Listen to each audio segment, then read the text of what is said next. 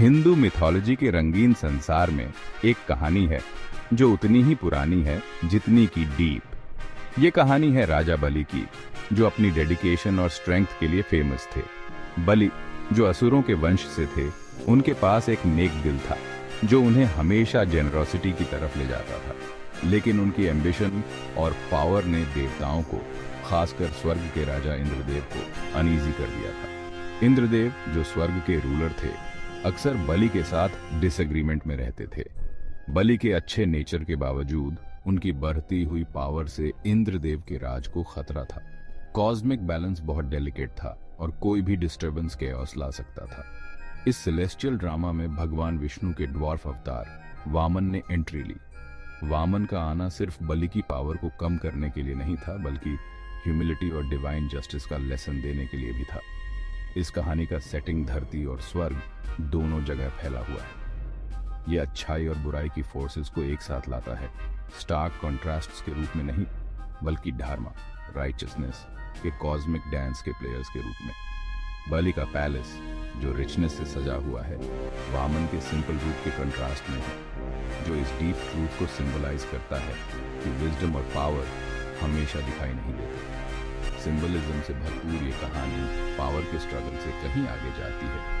ये समय, डेस्टिनी और उस मॉरल फैब्रिक के एसेंस में जाती है जो यूनिवर्स को बाइंड करता है। जैसे जैसे हम इस कहानी में आगे बढ़ते हैं, इसमें छुपा एंशिएंट विजडम अनफोल्ड होने लगता है और हमें ऐसी इंसाइट्स देता है जो आज के समय में भी रेलेवेंट है।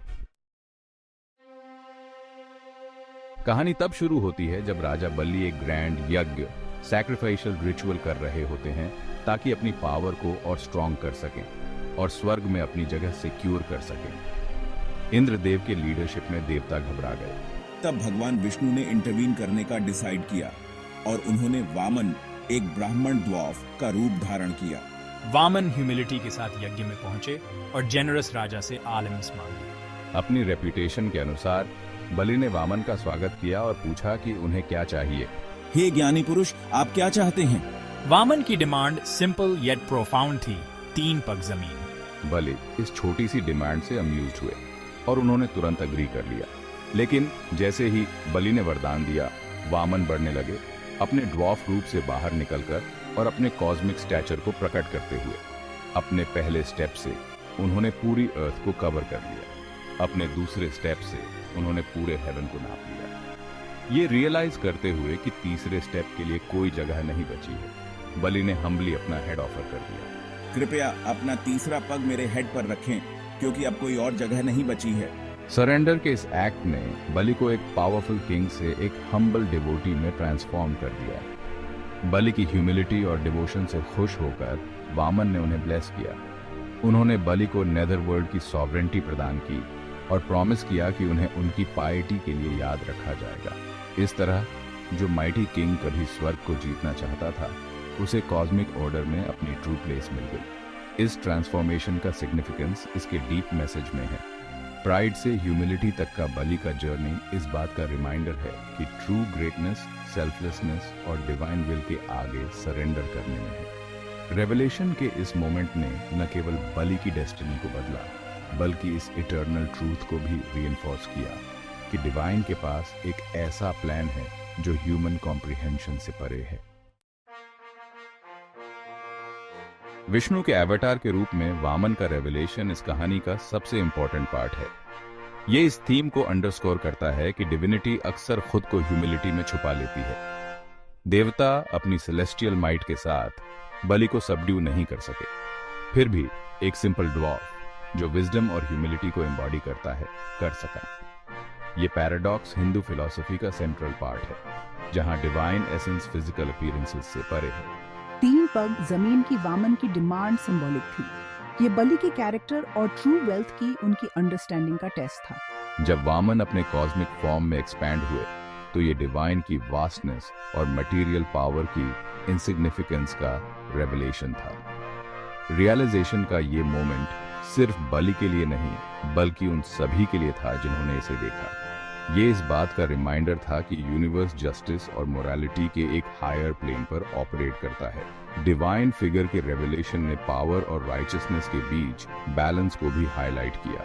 बलि का इनिशियल डिफायंस और बाद में सरेंडर ईगो और ह्यूमिलिटी के बीच के इटर्नल डांस को इलस्ट्रेट करता है। वामन का इंटरवेंशन पनिशमेंट नहीं बल्कि एक डिवाइन करेक्शन था जो बलि को उनके ट्रू पाथ की तरफ गाइड कर रहा था। ये कहानी डेस्टिनी के थीम को भी टच करती है। बलि की माइट और एम्बिशन के बावजूद उनकी डेस्टिनी डिवाइन प्लान के साथ इंटरट्वाइंड थी।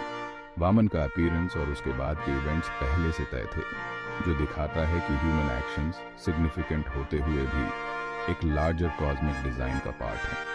फ्री विल और डेस्टिनी के बीच का ये इंटरप्ले हिंदू थॉट का एक प्रोफाउंड एस्पेक्ट है, जो इंडिविजुअल्स को इनकरेज करता है कि वे राइचसली एक्ट करें और साथ ही डिवाइन ऑर्केस्ट्रेशन के प्रति अवेयर रहें।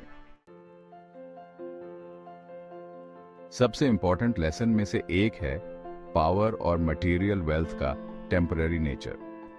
अपनी कॉन्क्वेस्ट से भरे बलि के इनिशियल एरोगेंस को उनकी इवेंचुअल ह्यूमिलिटी के साथ शार्पली कॉन्ट्रास्ट किया गया है। तीसरे पग के लिए बलि का अपना हेड ऑफर करने की विलिंगनेस अल्टीमेट सैक्रिफाइस और डिवोशन को एग्जेम्प्लीफाई करता है। राजा बलि और वामन की कहानी फिलोसॉफिकल टीचिंग्स से भरपूर है। ये शिफ्ट इस बात का रिमाइंडर है कि ट्रू ग्रेटनेस दूसरों पर डोमिनेट करने में नहीं, बल्कि उस हायर पावर को रिकॉग्नाइज करने में है जो यूनिवर्स को गवर्न करता है। एक और प्रोफाउंड टीचिंग है सेल्फलेसनेस का वर्च्यू। ये कहानी राइचसनेस यानी धर्मा के इंपॉर्टेंस पर भी एम्फसाइज करती है। वामन का इंटरवेंशन बलि को खत्म करने के लिए नहीं, बल्कि बैलेंस को रिस्टोर करने के लिए था। सरेंडर के इस एक्ट को हिंदुइज्म में भक्ति यानी डिवोशन के पिनकल के रूप में सेलिब्रेट किया जाता है। ये सिखाता है कि डिवाइन विल के आगे सरेंडर करना, even at great personal cost, true liberation और इटर्नल ग्लोरी की ओर ले जाता है। ये दिखाता है कि डिवाइन जस्टिस पनिशमेंट के बारे में नहीं है, बल्कि इंडिविजुअल्स को उनके ट्रू पाथ की तरफ गाइड करने के बारे में है।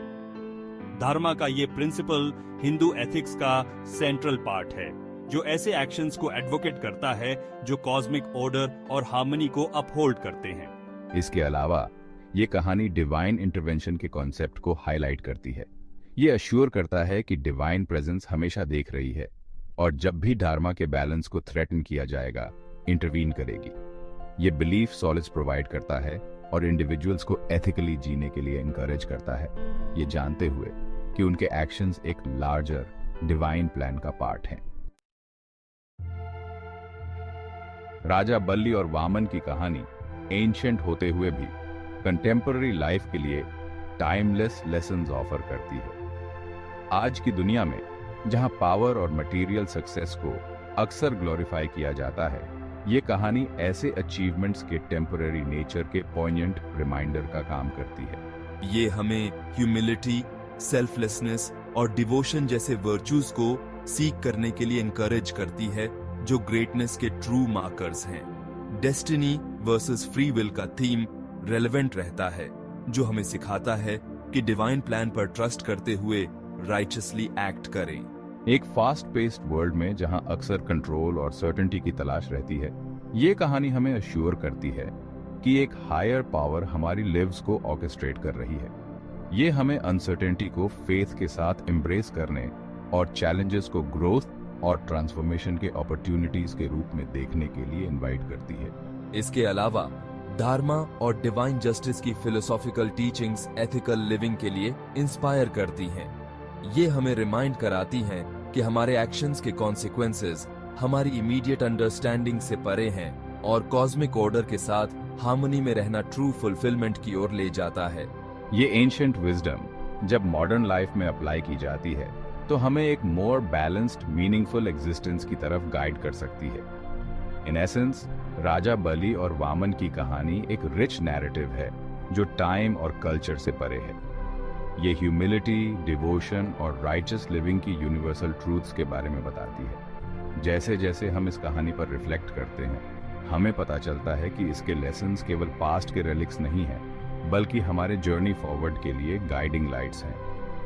इन टाइमलेस टीचिंग्स को एम्ब्रेस करके हम पर्पस की एक डीपर सेंस से कनेक्ट करते हैं और खुद को यूनिवर्स के इटर्नल रिदम के साथ अलाइन करते हैं।